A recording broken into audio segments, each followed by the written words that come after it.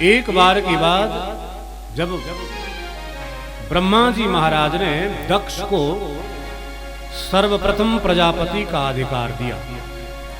आप जरा ध्यान देना, दक्ष तब तक केवल दक्ष थे नाम के, तो प्रजापति एक उपाधि है।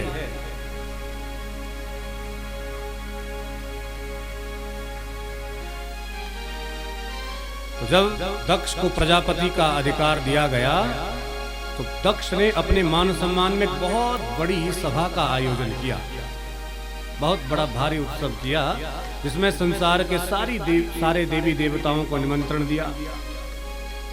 ब्रह्मा विष्णु भगवान शंकर को भी निमंत्रण दिया, तो सबके सब देवता भी आए, ब्रह्मा विष्णु महेश भी आए, सबको बैठने की बड़ी सुंदर व्यवस्था थी। जैसे यहाँ पर सबके लिए बैठने की उचित व्यवस्था लगभग है, तो केवल थोड़ा सा धैर्य रखने की आवश्यकता है। तो अभी तो बूंदाबांदी हो रही है, कुछ ज़्यादा होगा या कुछ होगा तो तब देखेंगे। बाकी ठाकुर जी की इच्छा, तो इसलिए बात यदि नहीं करेंगे तब शायद भगवान भी थोड़ी कृपा करें,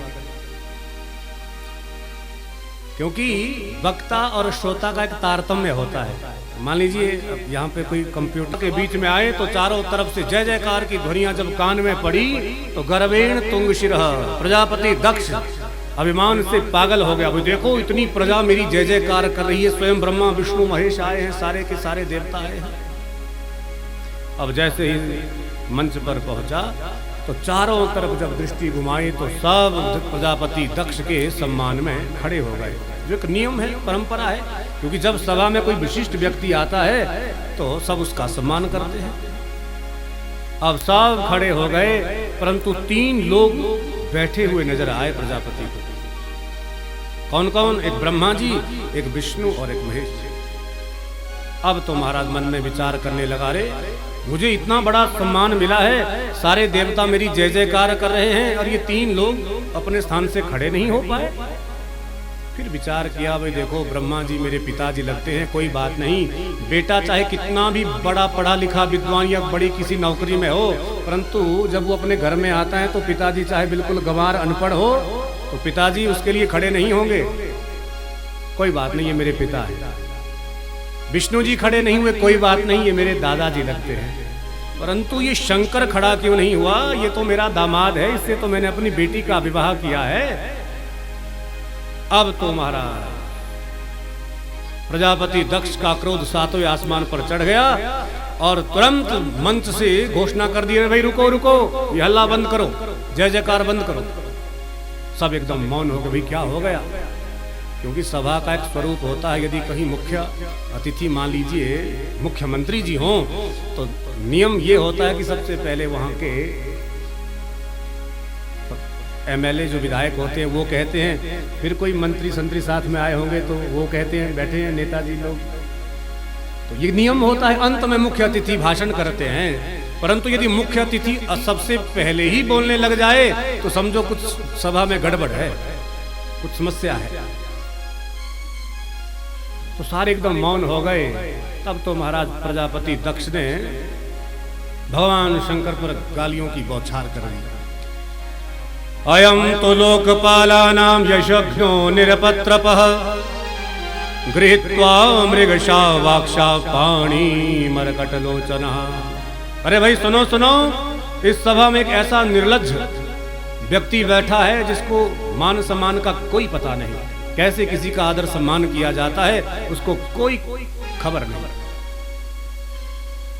ये तो हम जैसे लोकपालों की कीर्ति को धूमिल करने वाला है। अयम तो लोकपालानां यशघ्नो निरपत्रपः, ये निर्लज्ज है, बेशर्म है।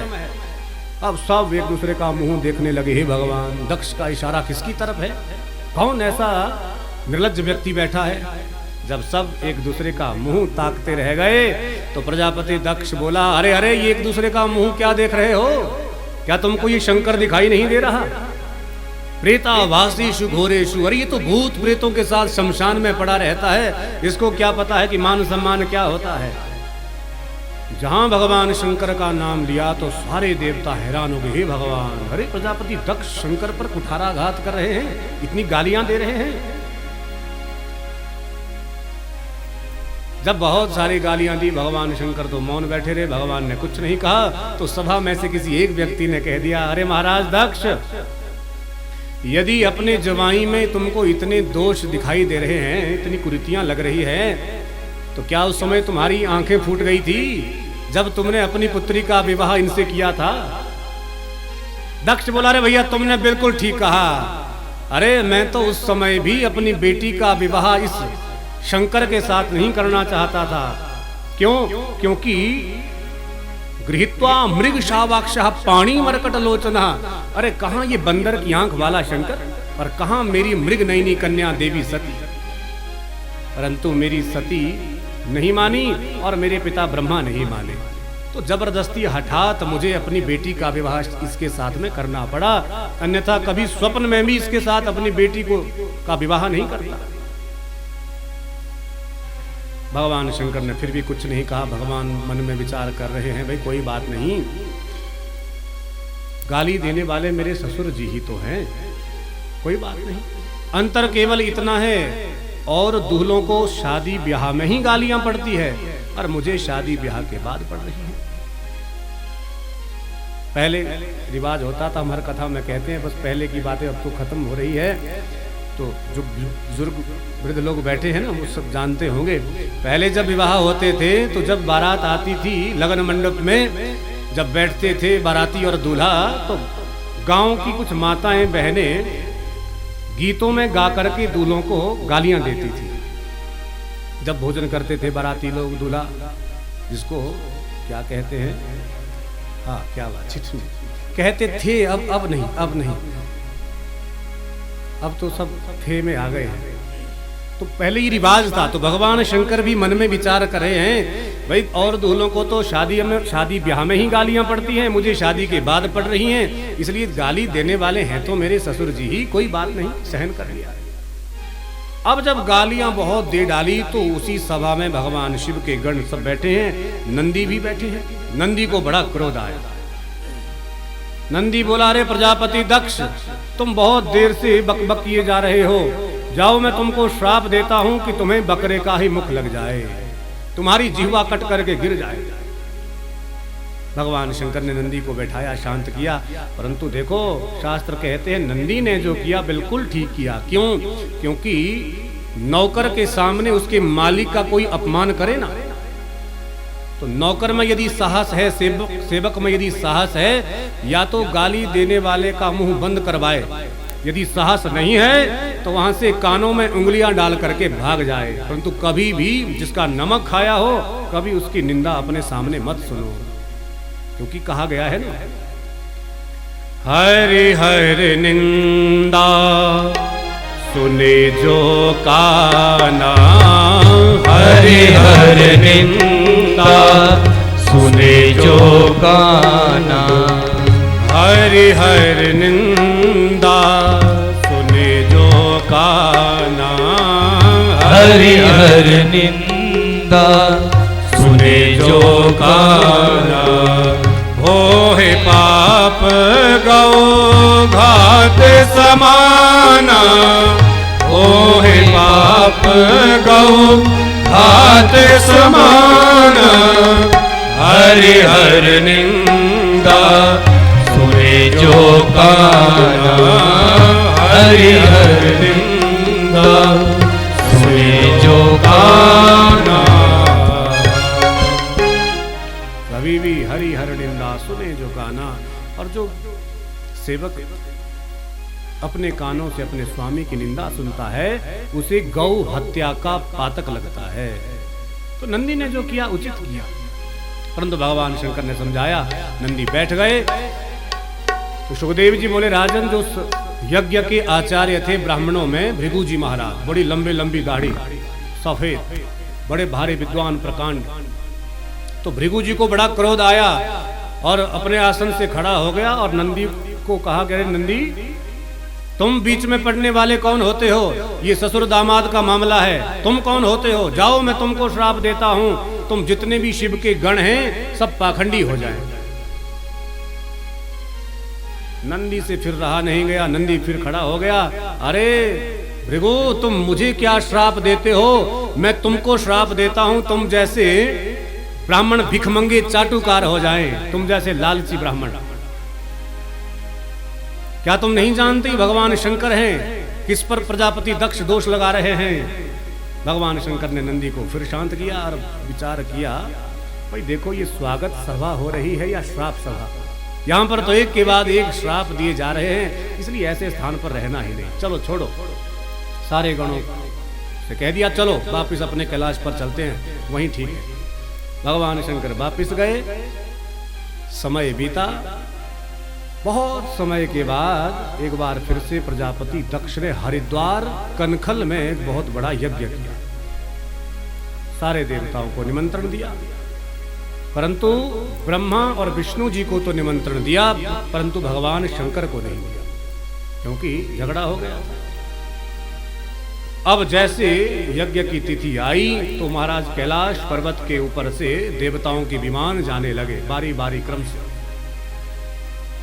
अब देवी सती सुबह से ही हैरान परेशान है कि भगवान आज सुबह से ही विमान कहां जा रहे हैं हरिद्वार की तरफ, कोई कुंभ का मेला है नहीं, कोई बड़ा भारी उत्सव है नहीं, ये कहां जा रहे हैं। तो देखो माताओं और बहनों का आपका जो हृदय होता ना बड़ा कोमल होता है, और यदि कोई बात मन में बैठ गई तो जब तक उसको पूछ नहीं लेंगे तब तक आपके पेट का पानी नहीं पचता है, भूख प्यास बिल्कुल बंद।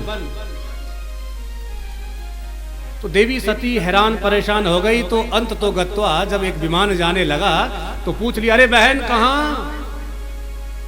तो विमान में बैठी हुई देवी बोली, अरे बहन क्या तुम्हें पता नहीं कि तुम्हारे पिता के घर में कनखल में बहुत बड़ा यज्ञ हो रहा है, हम सबको वहीं बुलाया है, क्या तुमको नहीं जाना, यहीं ससुराल में बैठी रहोगी।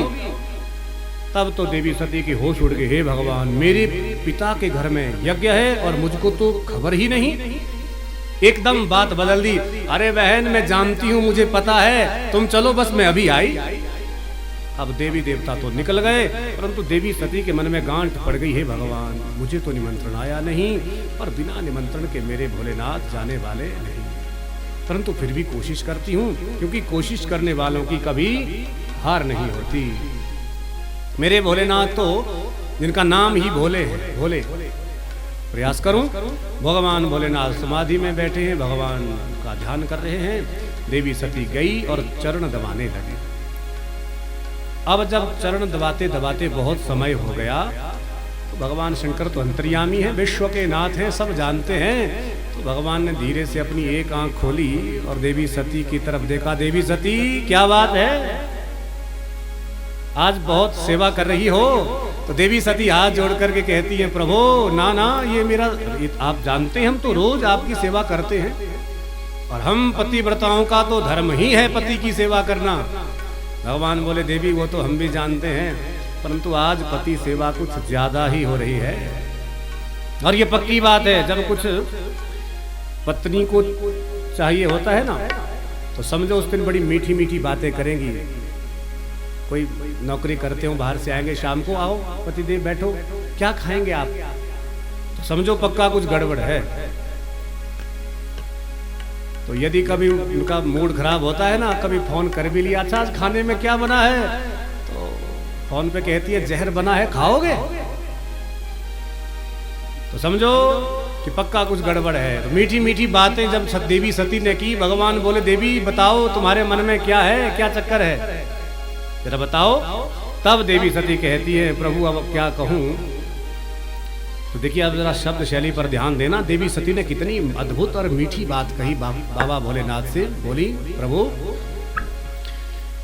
प्रजापते ते श्वशुरस्य सांप्रतं निर्यापितो यज्ञमहोत्सवा किल वयं च तत्राभिसरामते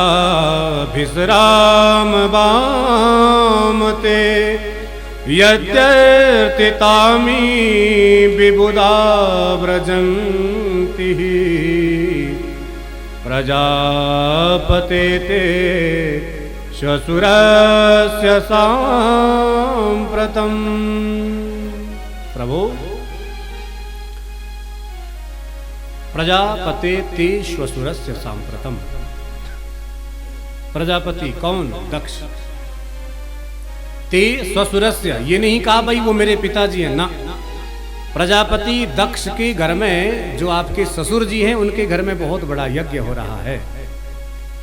ते श्वशुरस्य सांप्रतम, नहीं तो दुनिया की कोई भी माता बहन ऐसी नहीं होगी जो ये कहेगी अपने पति के लिए, स्वामी आपके ससुर के घर में यज्ञ हो रहा है। सब कहेंगे भाई मेरे मायके में हो रहा है, मेरे पिताजी के घर में हो रहा है। जैसे आप लोग यहाँ पर आए हैं सभी संबंधी लोग, सब कहेंगे भाई हमारे मायके में कथा हो रही है, ना कि अपने पति से ये कहेंगे कि स्वामी आपकी ससुराल में कथा हो रही है। परंतु देवी सती ने आज अपने से ज्यादा भोलेनाथ का संबंध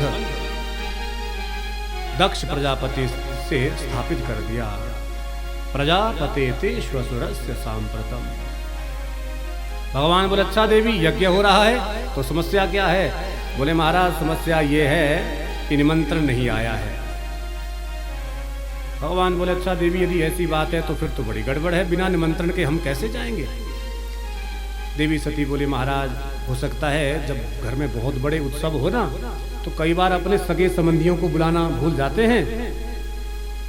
हो सकता है वो भूल गए होंगे, चिट्ठी जरूर भेजी होगी, वो पहुंची नहीं होगी, इसलिए महाराज हम दोनों यज्ञ में जाएंगे।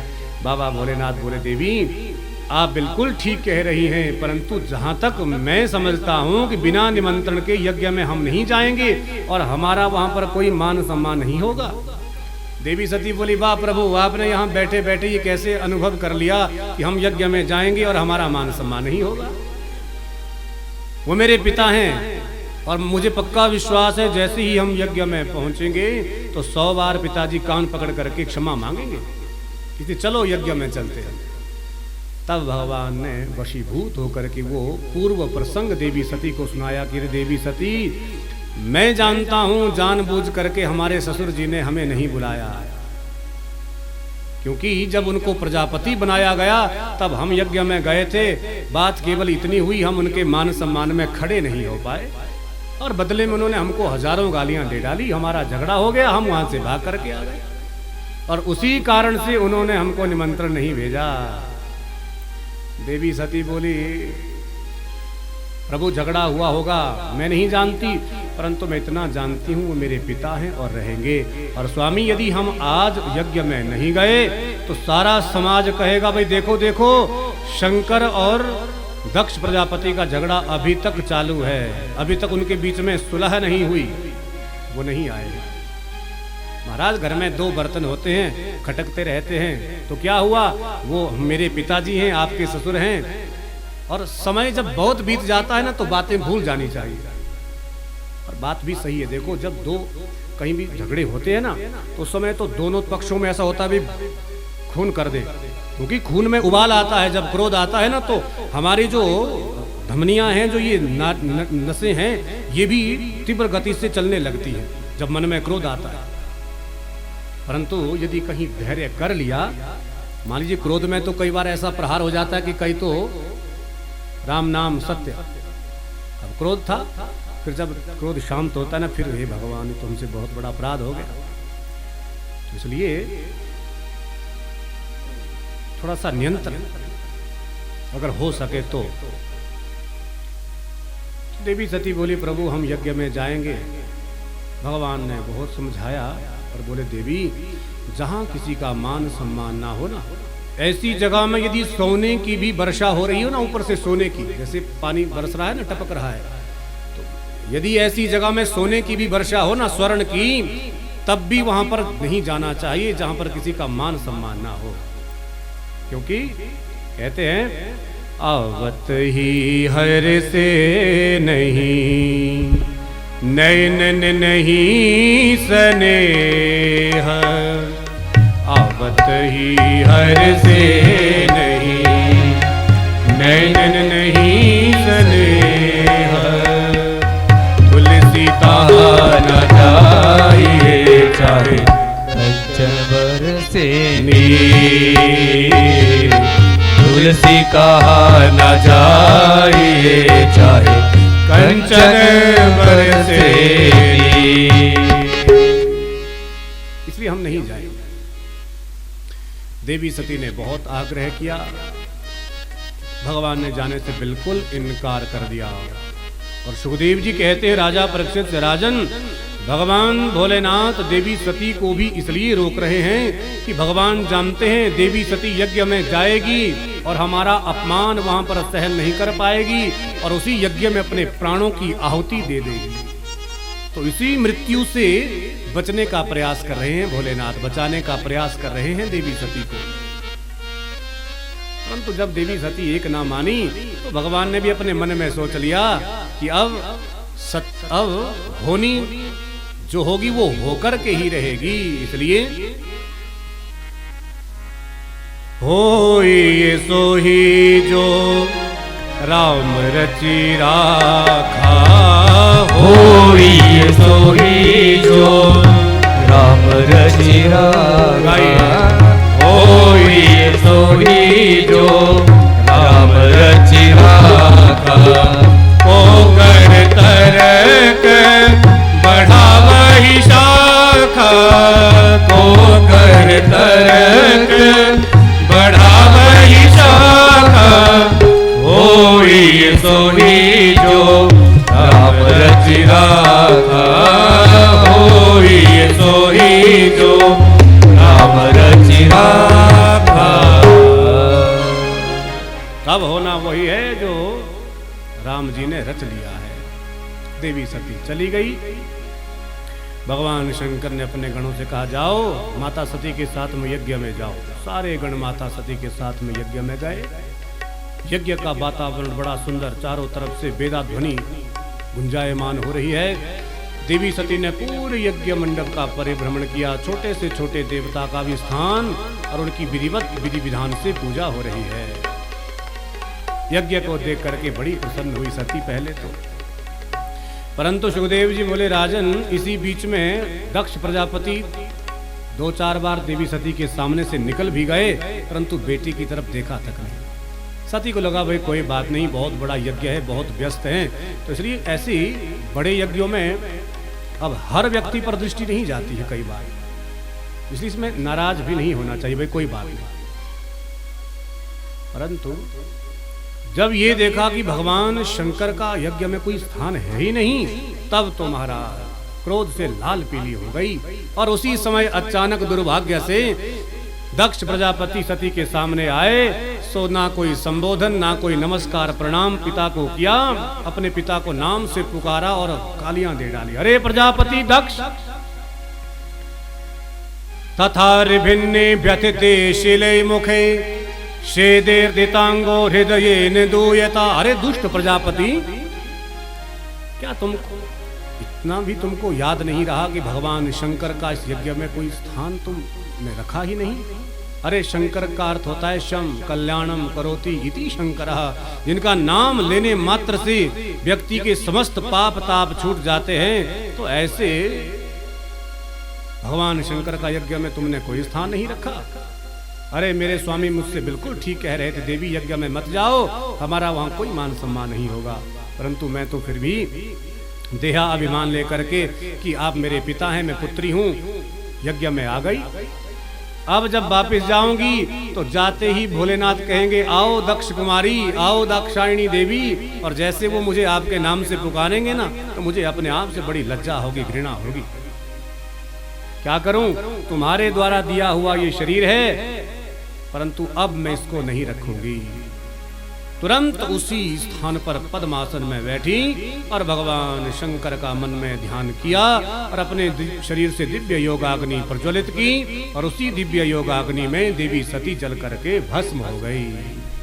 बोल शंकर भगवान की जय हो। भगवान शिव के गणों में हाहाकार मच गया। हे भगवान, अरे माता जी जल गई, माता जी मर गई, मारो इन दुष्ट देवताओं को। अब तो वहां पर जब संग्राम आरंभ हुआ तो देवताओं की संख्या बहुत ज्यादा थी, तो देवताओं ने मार पिटाई करके वहां से शिव के गणों को भगाया। जब तक शिव के गण भगवान भोलेनाथ के पास पहुंचते उससे पहले ही नारद जी कैलाश पर्वत पर पहुंचे और सारा वृतांत भगवान भोलेनाथ को सुनाया। प्रभु भोलेनाथ, आपकी धर्म पत्नी देवी सती ने अपने प्राण अपने पिता के यज्ञ में त्याग दिए।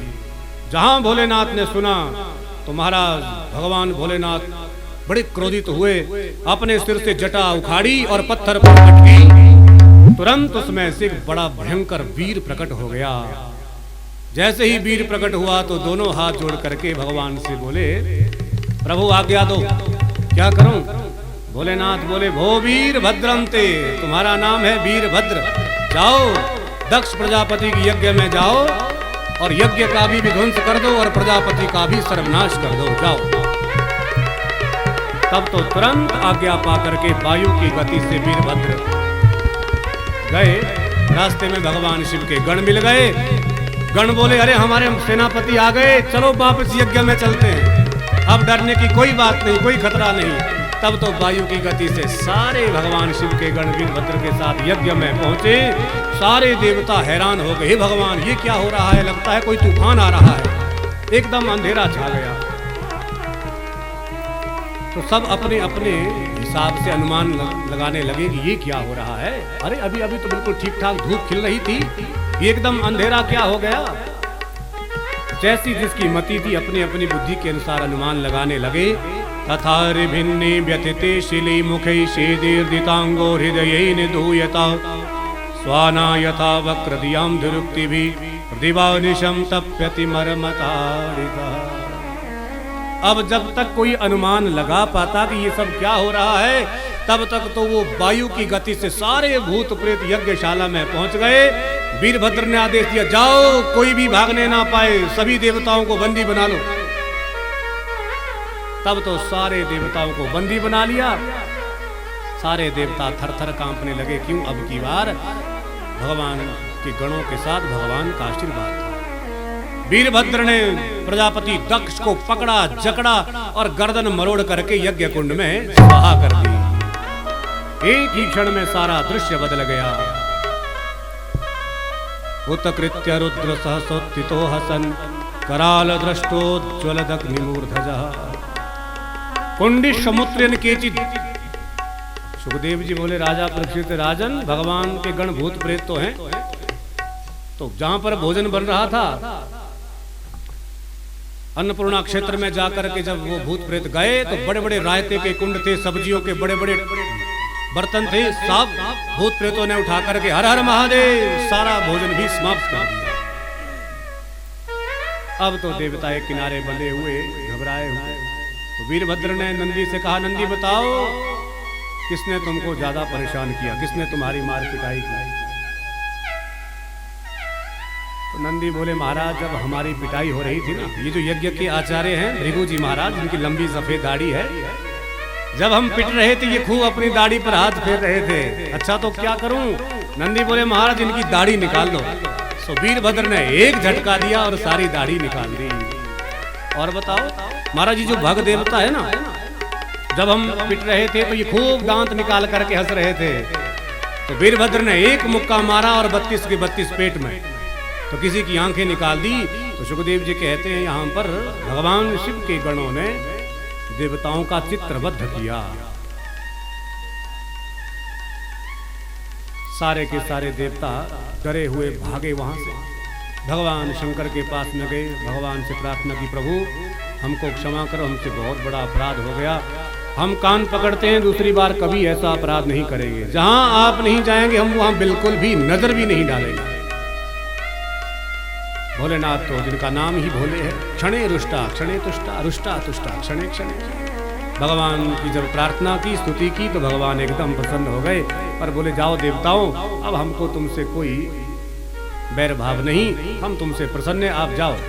भगवान देवता बोले, बिल्कुल प्रभु बिल्कुल नहीं, हम ऐसे नहीं जाएंगे। तो क्या करूं?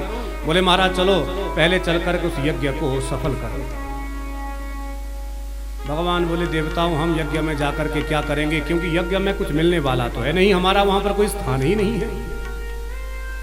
देवता एक स्वर में बोले, प्रभु हम आपसे प्रार्थना करते हैं कि आज के बाद जितने भी संसार में यज्ञ होंगे, आपको वचन देते हैं यज्ञ में जो भी सामग्री शेष बचेगी वो सब आपका ही भाग होगा।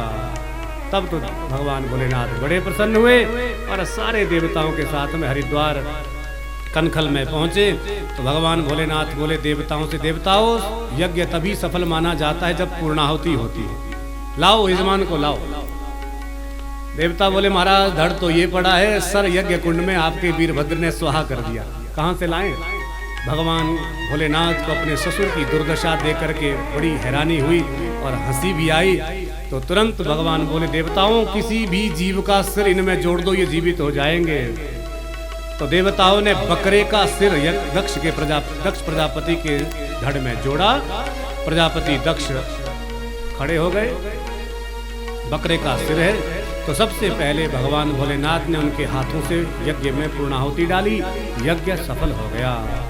बोल यज्ञ भगवान की जय हो।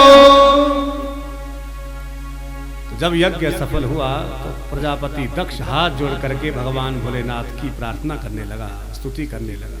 तो आप जरा ध्यान देना, बकरे का मुख लगा है तो बकरे की भाषा में बक बक कर रहे हैं। प्रभु आपने बहुत अच्छा किया जो मुझे दंड दिया, क्योंकि मैं बहुत उदंड हो गया था। जैसे घर में छोटे छोटे बालक होते हैं ना, वैसे तो उनको सब प्रेम करते हैं, परंतु प्रभु जब वो थोड़ी सी उदंडता करते हैं तो माता पिता एक आधा उनको लगा भी देते हैं। इसलिए प्रभु मैं बहुत उदंड हो गया था और मैं आपका बालक हूं, आपने मुझे अपना समझा, क्योंकि दंड उसी को ही दिया जाता है जिसको हम अपना मानते हैं। मान लीजिए उदाहरण से आप कथा में आ जा रहे थे, तो रास्ते में घर से निकलते ही आपको कुछ बच्चे दिखाई दिए जो बहुत शरारत कर रहे थे, उत्पात मचा रहे थे, उदंडता कर रहे थे। आपका मन किया भाई कितने उग्रवादी बच्चे हैं, उदंडता कर रहे हैं, मन करता है कि इनको एक एक लगा दे। फिर मन में बात आती भाई हमें क्या लेना देना, ना जाने किसके बच्चे होंगे, छोड़ो अपना रास्ता देखते हैं। अचानक उतने में आपको अपना ही एक बेटा उसमें दिखाई दे तो क्या होगा? तो क्रोध दुगना आ जाएगा और दौड़ करके हम जाएंगे और दो चार उससे पहले लगाएंगे, फिर पूछेंगे भाई क्या कर रहे हैं। क्यों? क्योंकि उसे हम अपना मानते हैं। तो दंड उसी को ही दिया जाता है जिसको हम अपना मानते हैं। तो प्रभु आपने मुझे अपना माना तभी तो दंड दिया। दूसरी बात, प्रभु जैसे दिन भर एक ग्वाला अपने गायों को, अपने पशुओं को जंगल में चराता है, तो यदि जंगल में कोई हिंसक जीव जानवर, कोई सिंह उन पशुओं पर आक्रमण कर देना, तो ग्वाला अपने प्राणों की बाजी लगा करके भी गौ माता की रक्षा करता है। परंतु प्रभु यदि वो पशु घर ले जाते समय किसी के खेत में घुस जाए तो डंडा भी मार देता है। तो कहने का तात्पर्य ये है कि जिनसे हम प्रेम करते हैं उसको हम दंड देने का भी पूरा अधिकार रखते हैं और प्रेम करने का भी। इसलिए प्रभु आप मुझसे प्रेम करते थे तभी तो आपने मुझे दंड दिया। तो बकरे का मुख है, बकरे की ही भाषा है। और उसी समय वहां पर ब्रह्मा विष्णु प्रकट हो गए। सारे देवताओं ने, तीनों देवों से क्षमा मांगी। भगवान नारायण बोले देवताओं आगे से ऐसा अपराध मत करना, जहां भगवान शंकर नहीं होंगे वहां कभी मत जाना, क्योंकि हम तीनों एक ही देवता है। भगवान बोले यो विष्णु सुत वै रुद्रो यो रुद्र स पितामह एक मूर्ति स्त्रियोर्देवा विष्णु रुद्र पितामह। यो विष्णु सुत वै रुद्रो, जो विष्णु है वही रुद्र है और जो रुद्र है वही ब्रह्मा जी है। इसलिए एक मूर्ति, हम तीनों एक ही हैं।